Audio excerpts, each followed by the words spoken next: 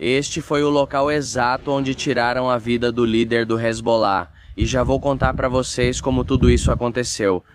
E mesmo no centro da cidade ainda existem lojas de marcas, vejam como a Rolex está aberta. Agora vim para os subúrbios do Líbano e olhem esse desastre aqui atrás.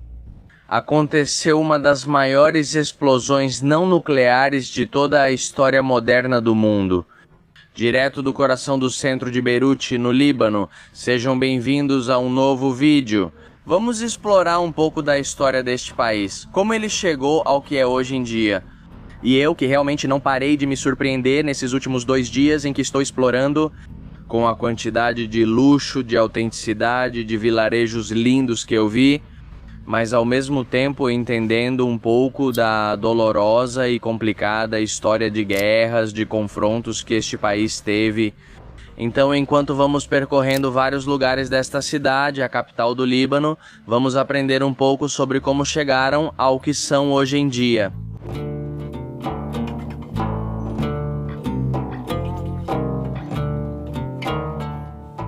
Este é um dos poucos prédios que restaram desde a Guerra Civil sem reforma. Entre 75 e 90 foram 15 anos de muita guerra aqui no Líbano. Olhem todos os buracos de bala nas paredes.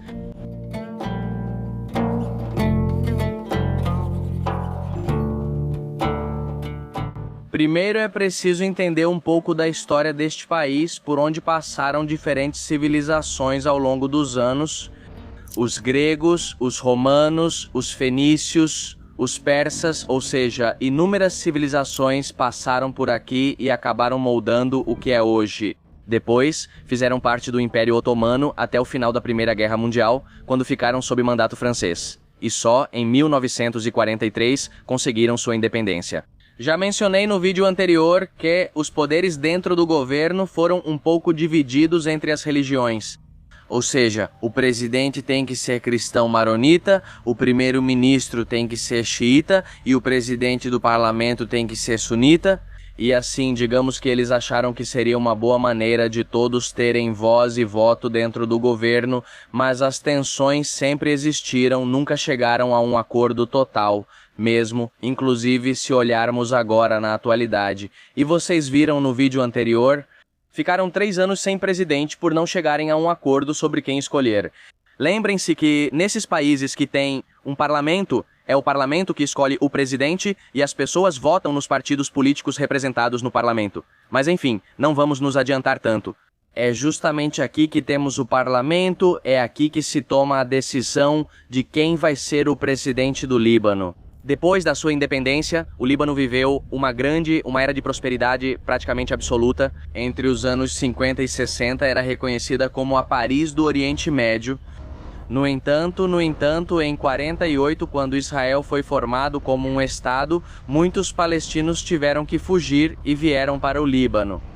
E dentro dessa comunidade palestina estava se formando a conhecida OLP, que é a Organização para a Libertação da Palestina. No ano de 1964, essa organização foi finalmente consolidada e então a divisão política dentro do Líbano aumentou e começaram a surgir tensões internas que desestabilizariam o país. Neste momento estou na Praça da Estrela. É assim que este lugar é conhecido, por causa de todas as suas ruazinhas onde antigamente havia cafeterias e lojas de luxo. Ou seja, um dos maiores pontos turísticos de Beirute. Mas em 75 começou uma guerra civil que durou 15 anos dentro do Líbano. E principalmente era das milícias cristãs e de facções palestinas, obviamente apoiadas pelas milícias libanesas.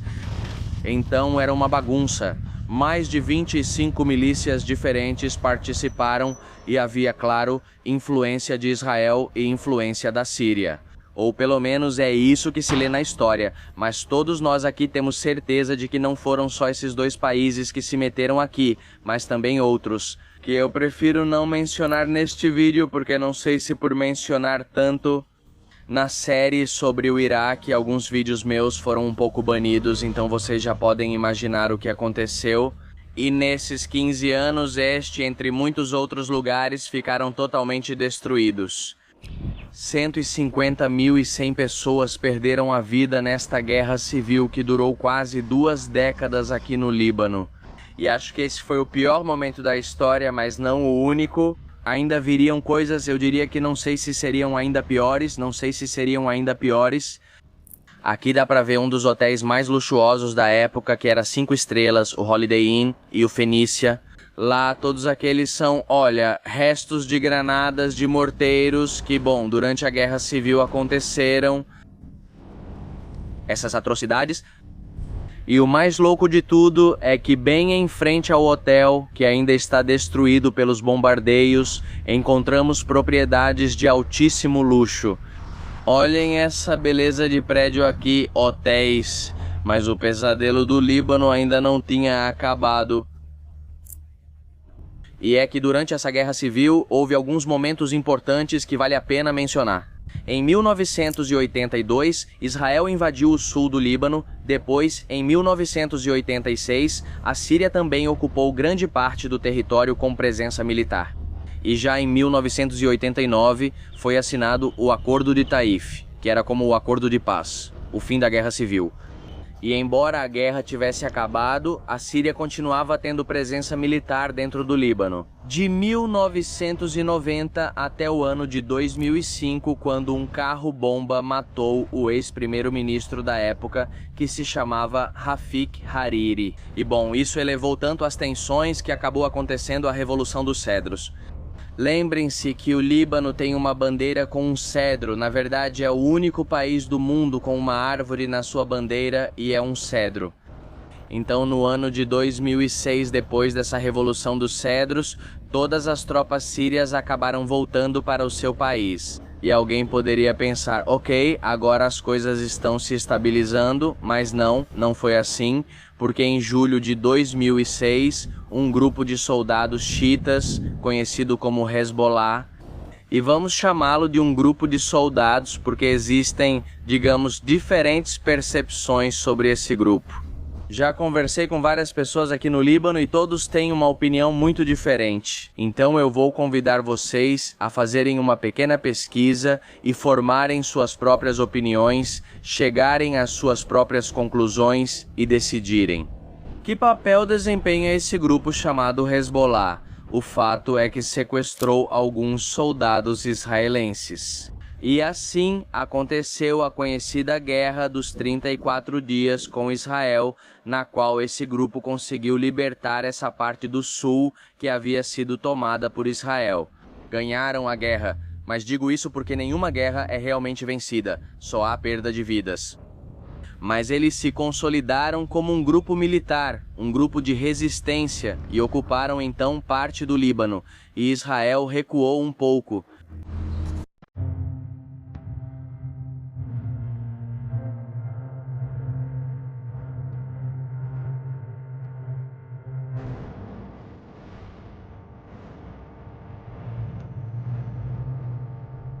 Aqui temos a Igreja Católica Ortodoxa de São Jorge, ali temos uma mesquita e aqui temos outra igreja, essa não ortodoxa, bem ao lado da mesquita. E tudo isso que vemos aqui são restos arqueológicos do Império Romano que foram encontrados. E bom, deixaram aí para que as pessoas passassem e vissem um pouco da história de todas as civilizações que chegaram a este país.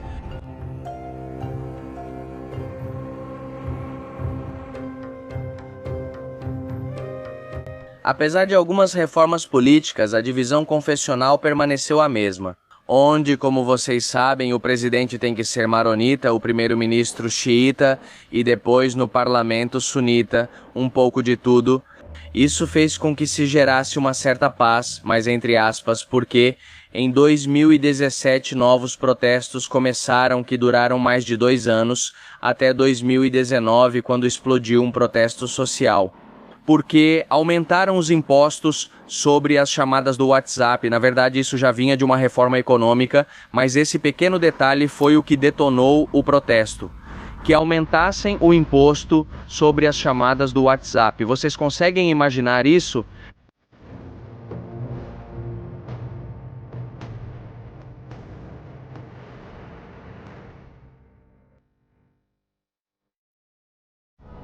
E esses protestos foram realizados contra toda a classe política. O povo já estava cansado de tanta divisão interna, especialmente na política, porque você anda pelas ruas. E honestamente, ontem, estivemos visitando vilarejos que são em sua maioria muçulmanos, outros vilarejos que são em sua maioria cristãos, e todos são super gentis. Inclusive vimos lugares onde, mulheres estavam mostrando os ombros porque supostamente são cristãs, e depois outras bem cobertas com o niqab, que são muçulmanas.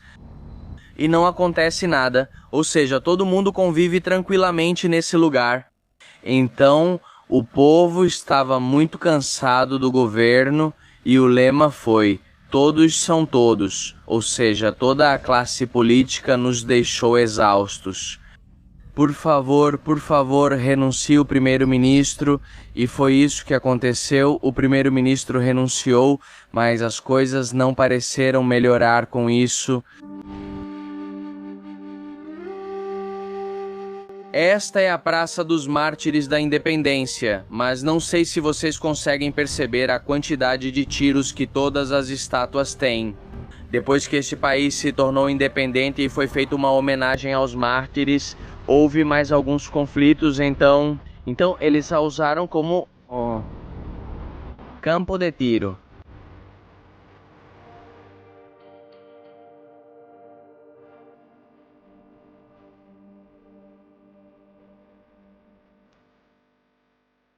É impressionante a quantidade de ônibus de turismo que tem aqui, aqueles em que você vai e eles te levam para visitar diferentes pontos de interesse na cidade. Agora tem 2, mas eu vi mais quando estávamos chegando. E isso mostra que, apesar de tudo, o turismo é uma alternativa para o restante dos países do Oriente Médio. Na verdade, quando eu estive no Kuwait há uns 2 anos, conheci um kuwaitiano lá. A lei Sharia é aplicada em sua forma mais extrema, ou seja, o álcool é 100% proibido, não se pode dançar e, claro, não existem boates. E esse senhor me dizia que em todas as suas férias ele vinha para o Líbano para festejar, para aproveitar. Porque aqui, eles são mais abertos nesse sentido e dão o direito à pessoa de escolher o que quer fazer. Se você quiser ser um extremista ou conservador religioso, pode ser, mas se você quiser ser um pouco mais flexível, querer amar sua religião, mas sair para uma festa ou tomar um drink não tem problema, você não está prejudicando ninguém e pode fazer isso. Por isso, pessoas da Arábia Saudita, do Kuwait, de Omã, do Catar, entre outros países, inclusive dos Emirados Árabes, vêm para cá, vêm ao Líbano para aproveitar. Catar, entre outros países, vêm para cá, inclusive os Emirados Árabes vêm ao Líbano para aproveitar. Após um recente acontecimento, este país ficou praticamente banido. Alguns países proibiram seus cidadãos de viajar ao Líbano. Falarei mais sobre isso em breve. E mesmo no centro da cidade ainda há marcas abertas como a Rolex.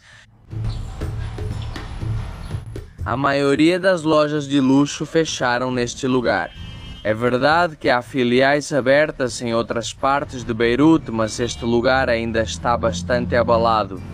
E parece ter alguns símbolos de melhora, pelo menos de intenção de reconstrução e de reparo, mas a verdade é que, na minha percepção, eles ainda precisam de um pouco mais de tempo. Olhem o que eu dizia, uma mulher cristã e uma mulher muçulmana, uma ao lado da outra, sem problema algum. Vejam, ali está o baile brecois, ou baile brecan, não sei como se pronuncia, também está aberto. Mas também há lojas fechadas, né? De tudo.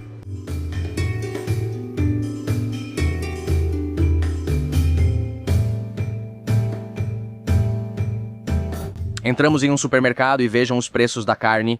Isso é em dólares, $46 o quilo da carne Australian Ribeye, $40 USDA Ribeye. $90 o quilo da carne, $65 até $100 um quilo de carne aqui no Líbano. Em supermercados, não em restaurantes que são mais caros. Mas veja como esse lugar é bonito. É um supermercado bem no centro da cidade. Olhem outros preços um pouco malucos. O quilo do limão, 1.800.000 libras. Libras libanesas, que seria um pouco mais de 20 dólares. Para que vocês tenham uma referência, $1 são 90.000 libras libanesas, quilo do limão, 20 dólares. Imagina, se quiserem fazer um ceviche que precisa, sei lá, de 2, 3 quilos de limão para tirar o suco, né? Olha só, um coco, 350.000. Para facilitar as contas, podemos dividir por 10 e pronto, 3,5 ou 4 dólares, que loucura. Olha, poderíamos exportar mangas da Venezuela para o Líbano e ficar milionários, 45 ou 50 dólares o quilo dessa mangazinha. Além disso, veja o tamanho do manguito, bem pequeno. Encontrei outras mangas maiores, essas sim são boas, como as que conhecemos. Parece outra manga, mas aqui também chamam de manga. E custa 2.300.000, que seria mais ou menos uns 25 ou 27 dólares o quilo da manga. É interessante que no mesmo supermercado onde vimos preços em libras libanesas, também vemos preços em dólares. Imagino que é porque todos esses produtos são importados, enquanto que, bom, os vegetais são uma mistura de produtos nacionais e importados.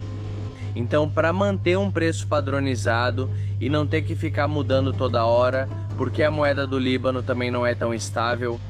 Olhem que interessante, nas ruas do centro dá para encontrar um pouco da história deste país. Aqui mostra desde as civilizações que já passaram por aqui. E também algumas fotos de referência de alguns dos momentos mais importantes da sua história.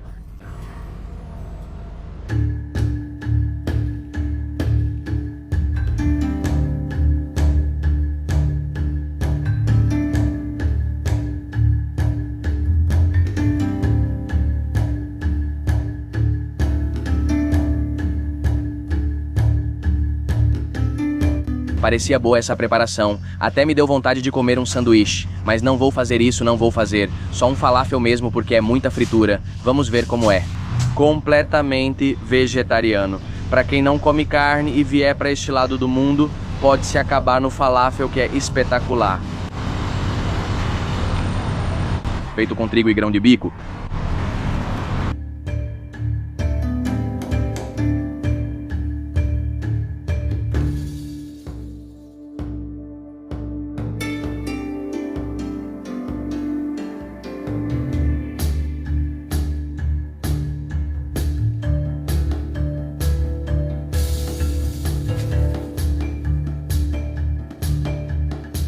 Fui até o porto de Beirute para continuar contando para vocês a história deste país.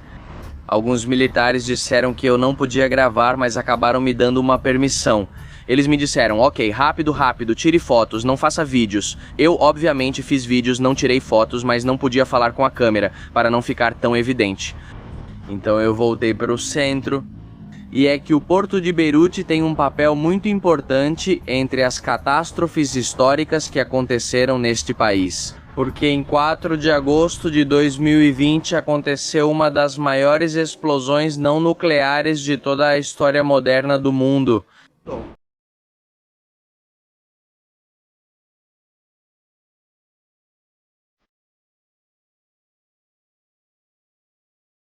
Não é as que aconteceram no país, aconteceram no mundo, piores países. Porto tem muito na história de Beirute, e é que o Porto de Beirute, cidade, tem o videógrafos também. Ok, vamos lá. A amabilidade das pessoas no Oriente Médio não tem comparação, é uma revolução, não estou exagerando.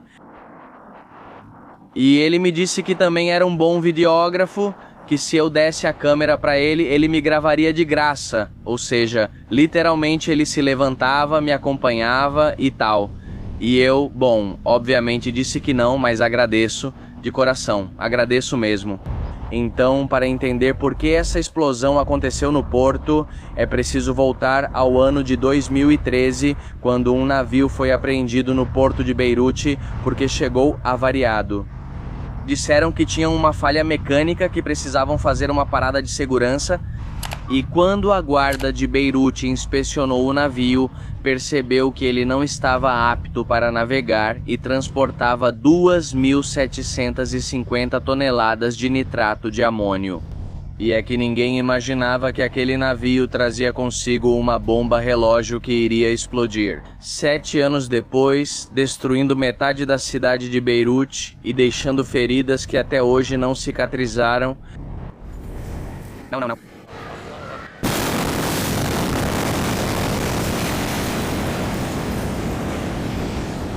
Ah, Emanuel, mas me conta a história direito de quem era o navio, por que ele chegou ao Líbano, quem foi o responsável pela explosão. Vou te contar tudo, aqui vai. O MB Rossos era um navio cargueiro com bandeira da Moldávia que saiu da Geórgia com destino a Moçambique, especificamente para uma empresa de explosivos. Ele fez uma escala em Beirute. Como eu comentei, a mercadoria foi apreendida e armazenada no hangar 12. Dizem que o dono oficial do navio era Igor Greshchonskin, um empresário russo radicado em Chipre. No entanto, documentos vazados indicam que o verdadeiro proprietário seria Charalambos Manoli, um magnata cipriota com empresas offshore nas Ilhas Marshall. Em poucas palavras, esse tal de Igor era seu laranja, e o mais louco de tudo é que a empresa intermediária, chamada Zavarolete, tem feito pagamentos ao regime de Bashar al-Assad, apoiando a Síria em várias transações. Então é aqui que a coisa fica um pouco misteriosa, e não como dizem as notícias oficiais, que foi simplesmente uma negligência do governo e explodiu por descuido. E eu já começaria a acreditar que tem algo armado por trás, se vocês se perguntarem. O nitrato de amônio é um produto químico altamente explosivo que é usado principalmente como fertilizante agrícola. Mas também é usado para fazer explosivos para mineração e para fabricar bombas caseiras. De forma ilegal, e após 7 anos de armazenamento inadequado, ocorreu uma explosão massiva no porto de Beirute que, segundo investigações do FBI, apenas 552 toneladas de nitrato de amônio explodiram, ou seja, 1/5 do total apreendido, que era de 2.750 toneladas. E o que aconteceu com o restante do nitrato de amônio? Ninguém sabe, ninguém soube. Foi horrível. Vocês se lembram daquela música? Vamos ver se entreguei a idade agora. Mas enfim, a verdade é que não se sabe se foi vendido, se desviaram, se roubaram. Mas o que se sabe é que houve 200 mortos, mais de 7.000 feridos e mais de 300.000 pessoas ficaram sem casa. É que tudo voou, literalmente, tudo ao redor voou. Dizem que a explosão foi sentida até em Chipre, que fica a 250 quilômetros de Beirute. Não faz sentido. As perdas estimadas foram de 15 bilhões de dólares. Vocês têm ideia de quanto dinheiro é isso?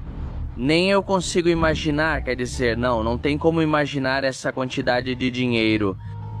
Mas a verdade é que até hoje ainda se vêem cicatrizes dessa grave catástrofe que aconteceu no país. E caso tenham prestado atenção, essa explosão aconteceu em 2020 ano, em que também ocorreu uma pandemia mundial. Por isso, tudo isso se combinou e uma nova onda de protestos contra o governo começou. Eles estavam muito cansados. O governo de Hassan Dia teve que renunciar, embora muitos desses políticos ainda estejam no poder. Até hoje, absolutamente ninguém foi preso, ninguém foi declarado culpado pelo que aconteceu no porto. O juiz teve que ser trocado várias vezes por interesses políticos, e o que não aparece nas notícias, o que você não encontra na internet, o que alguns libaneses com quem tive a oportunidade de conversar me disseram é que naquele dia de manhã ouviram alguns aviões. E vocês sabem que Israel tem estado em constante confronto com o Hezbollah, esse grupo armado sobre o qual já venho falando ao longo deste vídeo. Então uma suposição é que foi, um ataque aéreo de Israel e tudo explodiu. Embora isso não esteja confirmado, é apenas uma suposição. É preciso continuar investigando, é preciso esperar pelo resultado final da investigação. Uma para saber então o que foi que fez aquele material armazenado por 7 anos explodir justamente naquele dia específico. E aqui vocês podem ver o complexo turístico de São Jorge, como podem ver, muitas piscinas. Ao fundo também dá para ver Azeituna Bay, uma das áreas mais luxuosas do Líbano, com inúmeros iates. Mas dentro desse complexo também há um hotel praticamente abandonado, que não foi reformado e tem uma história um pouco sombria por trás. Já vou contar para vocês, não sei se conseguem ver aquela placa ali que diz Stop Solidaire. E é que Rafik Hariri, o ex-ministro que foi morto na explosão do carro-bomba que mencionei depois da Guerra Civil, quando assumiu o poder, propôs um projeto de, basicamente, todos os empresários, todos os comerciantes do centro tinham que se inscrever em uma grande empresa que ele havia constituído para administrar todo o local. Então, dependendo do seu estabelecimento comercial, do seu hotel, do seu prédio, você teria uma participação em ações nessa empresa que ele constituiu. Tudo isso para poder remodelar o Líbano. Uau, olha um Ferrari, uau, uau. Eu digo para vocês que a quantidade de luxo no Líbano não faz sentido, mas enfim, depois que ele constitui essa empresa e começa a remodelar o Líbano, tudo parece muito bonito. Até aquele momento, existiam empresas como esse complexo de St. George que simplesmente não queriam fazer parte da sua grande empresa. Queria gerir seu negócio sozinho e eles o boicotaram, não lhe davam as licenças, não deram permissões para a reforma.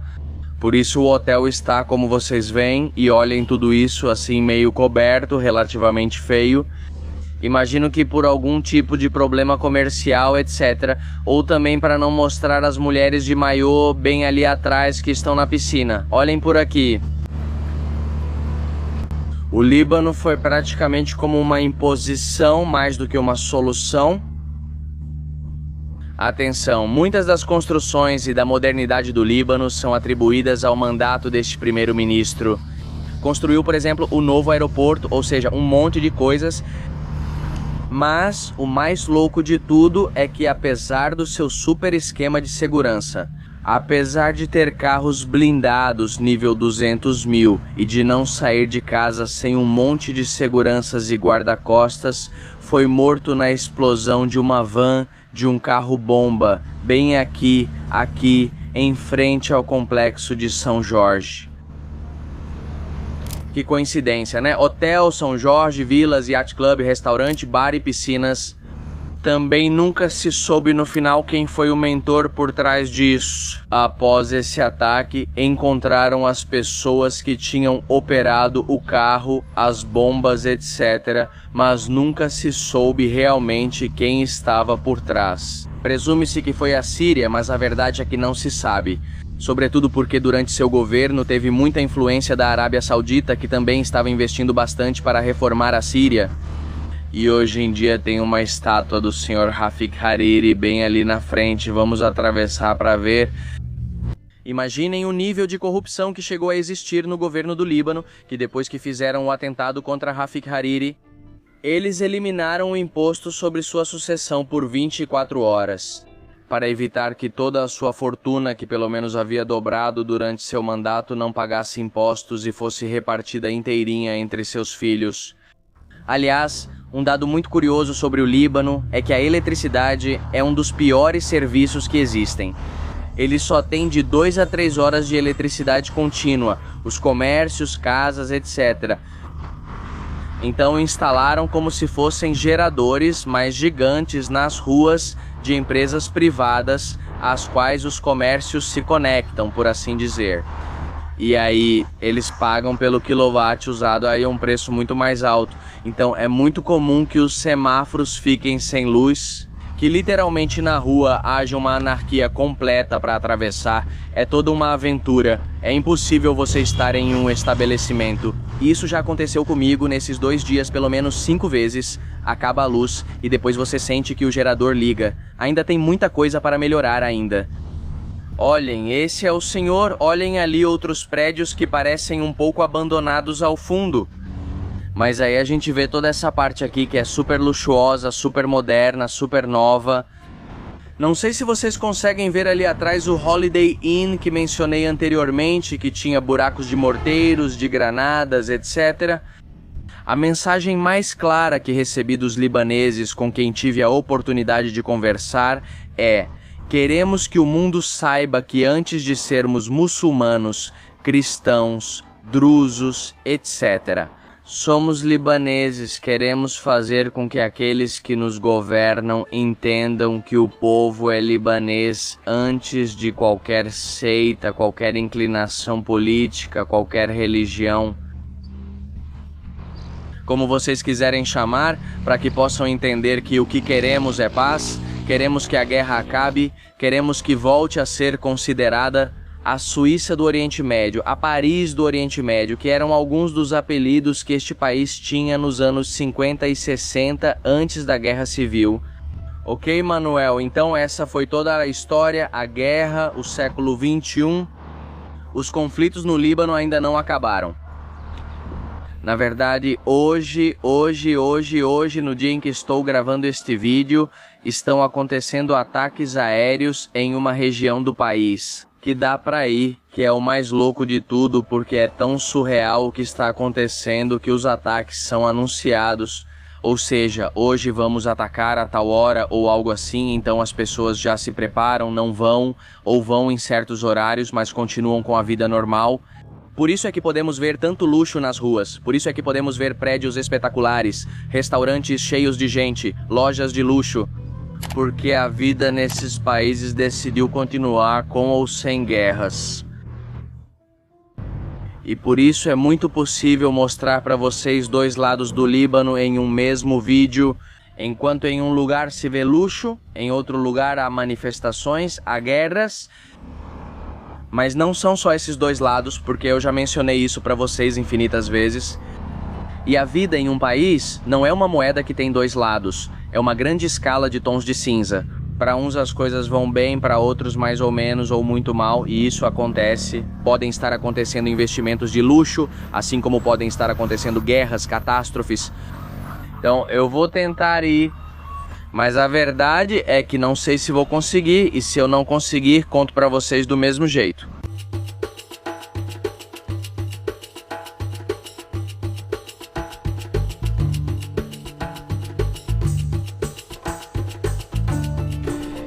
É que os confrontos entre Hezbollah e Israel não pararam, mas a tensão aumentou quando o grupo militar xiita decidiu apoiar o Hamas em sua luta pela libertação da Palestina. Desde então, o sul do Líbano se tornou um campo de batalha indireto. Todos os dias, mísseis cruzam a fronteira, drones, artilharia, bombardeios seletivos. E enquanto as grandes potências discutem em salas com ar-condicionado, os civis no sul do Líbano e no norte de Israel vivem sob fogo constante. Decidi entrar nos subúrbios de Beirute, onde o Hezbollah tem suas bases de apoio. As marcas da guerra passada ainda estão visíveis: prédios desabados, paredes marcadas por explosões, varandas penduradas em estruturas que já não parecem vivas. Eu prometo a vocês que é assustador demais caminhar por essas ruas. Este foi o lugar exato onde tiraram a vida do líder do Hezbollah, e já vou contar para vocês como tudo isso aconteceu. Mas o verdadeiro ponto de virada chegou em 27 de setembro de 2024. Nesse dia, Hassan Nasrallah, líder absoluto do Hezbollah por mais de 30 anos, foi assassinado em um ataque aéreo israelense sobre o bunker de Jared's Creek.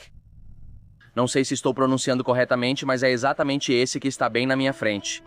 Bem no coração de Beirute, mais de 80 toneladas de explosivos foram usadas em uma operação cirúrgica, resultado de anos de inteligência e infiltração.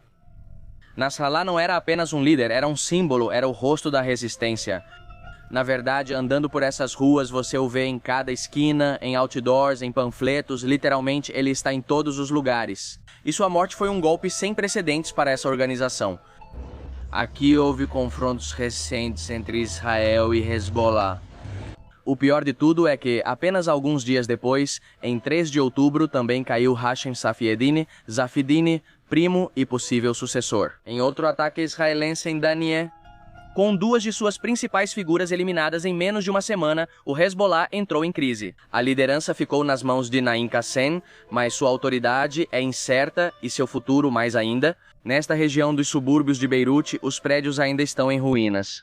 Agora, as rachaduras também são internas, pois a guerra contra Israel ocorre não só nas fronteiras, mas também na alma do Hezbollah.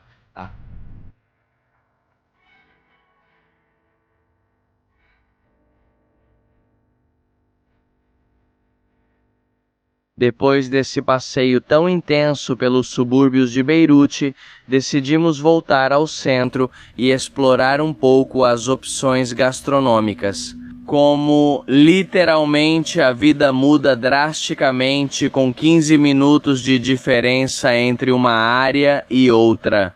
Aqui você pode encontrar qualquer franquia que imaginar, tanto americana quanto britânica ou europeia, por exemplo.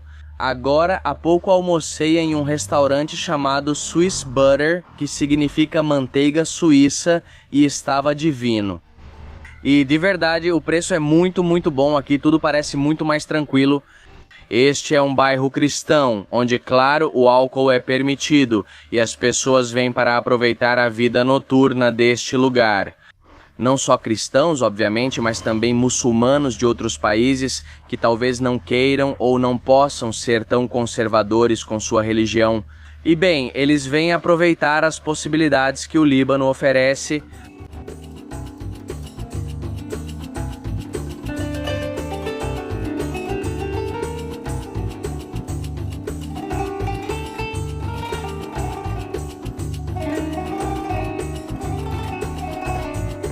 E assim, esperando o entardecer em frente a um penhasco. Vou encerrar este vídeo e minha visita pelo Líbano, não sem antes prometer que voltarei, porque esse país me encantou. Acho que mais do que todos os outros que visitei no Oriente Médio até agora, o Líbano tem uma autenticidade e uma vibe tão maravilhosa. Talvez porque tenho raízes aqui. Já contei nos vídeos da Síria que minha avó era síria e meu avô do Líbano.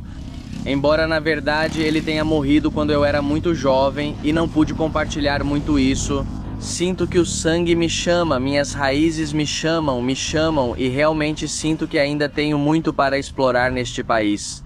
Eu fiz para vocês, um resumo da história do Líbano, mas, na verdade, além desse Dark Tourism que fiz hoje, há muitas belezas naturais. Quer dizer, só olhem que espetáculo, os barcos, os jet skis, as vilas de praia. Não, incrível, se vocês me perguntarem, é seguro ir para o Líbano? Eu diria que sim, venham. Tem muita gente que depende do turismo, que precisa do dinheiro que vem de fora, além de que a experiência que vocês vão ter aqui será maravilhosa.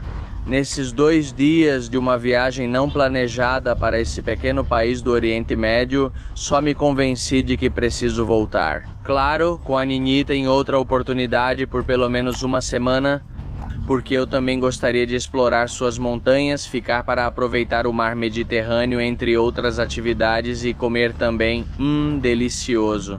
Me contem o que acharam e se preparem, porque com este acabam os vídeos do Oriente Médio, mas ainda tem muita viagem pela frente. Nos vemos em alguns dias com um novo vídeo.